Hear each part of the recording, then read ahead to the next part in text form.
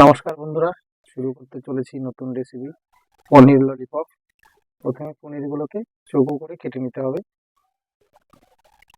সমস্ত পনির কাটা হয়ে গেছে।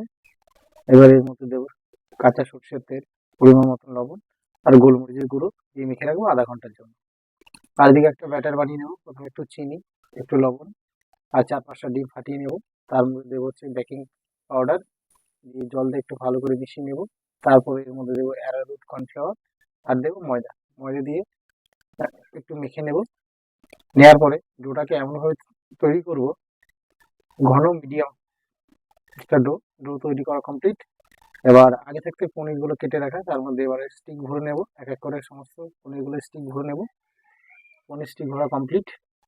এবার এই পনির স্টিক আর পনিরগুলো ব্যাটারের মধ্যে দিয়ে তেলে ফ্রাই করে নেব। এক এক করে সমস্ত পনির ললিপপগুলো ফ্রাই করে নেব। ফ্রাই করা কমপ্লিট। আমাদের